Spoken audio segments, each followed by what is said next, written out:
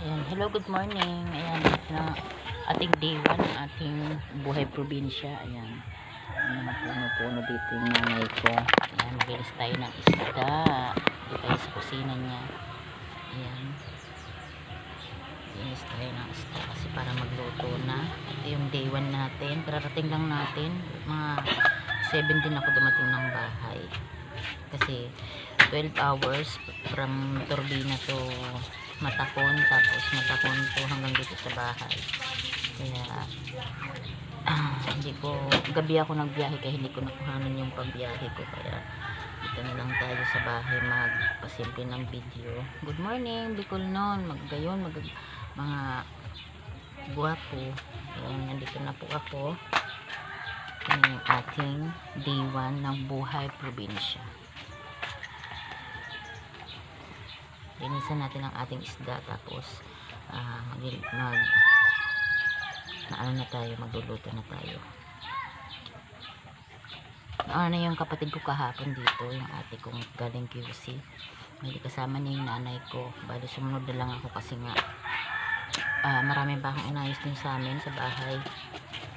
Siyempre ano ko muna yung mga bata doon.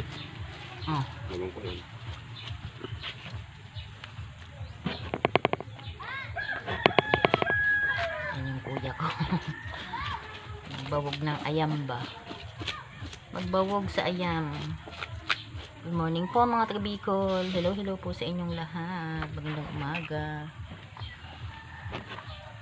Ayan, ito yung day 1 natin ng ating buhay probinsya, maglinis ng isda.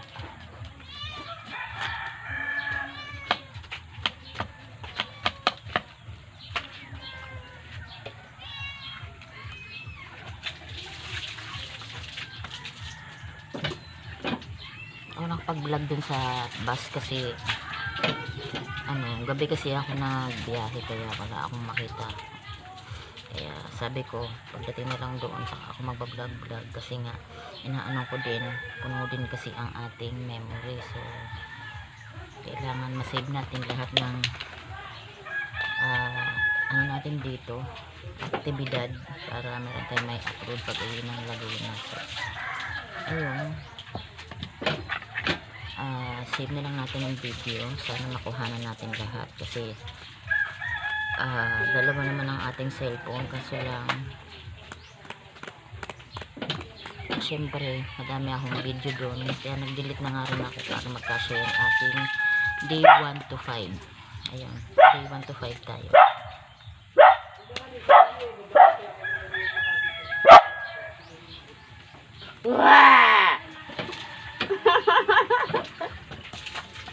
Mga extra kasi ni vlog ko. Balay ka.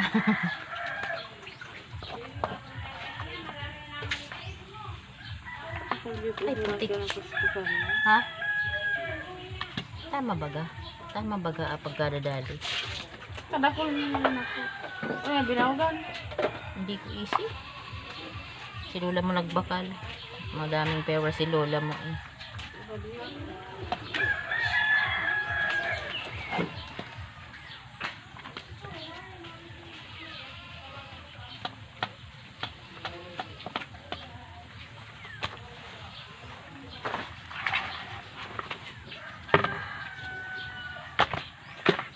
Ayun ang aking pamangkin, nandistorbo lang sa ating paglilinis ng isda. Nakasama na sa ating vlog. And then yung kapatid ko, yung ate ko na taga dito talaga.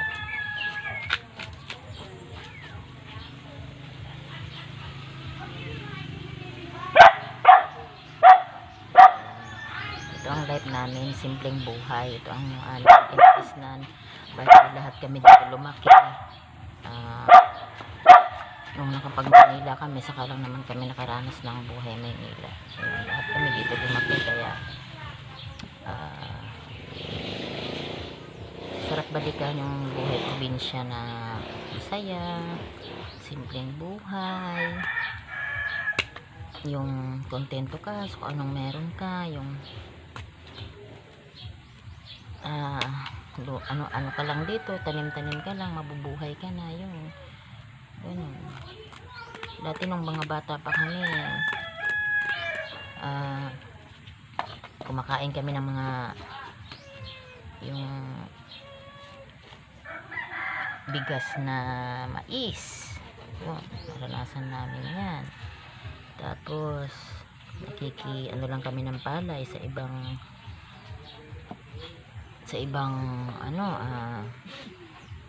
palayan. Kaya yun, napakasimple ng buhay namin.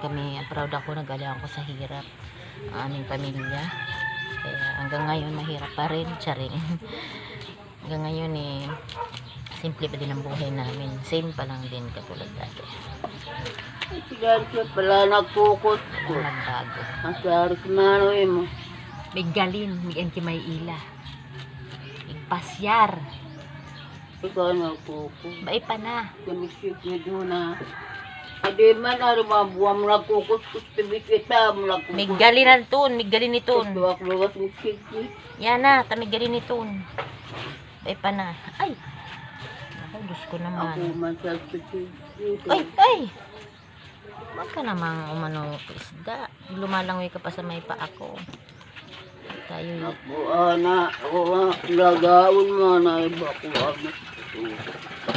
Priton. alagay ka sa suratan mo. Tas pirituson. Nadagabi. Dito pa iba kasi sana. Ganito kami dito. Hati-hati ang ulam kasi mahirapan.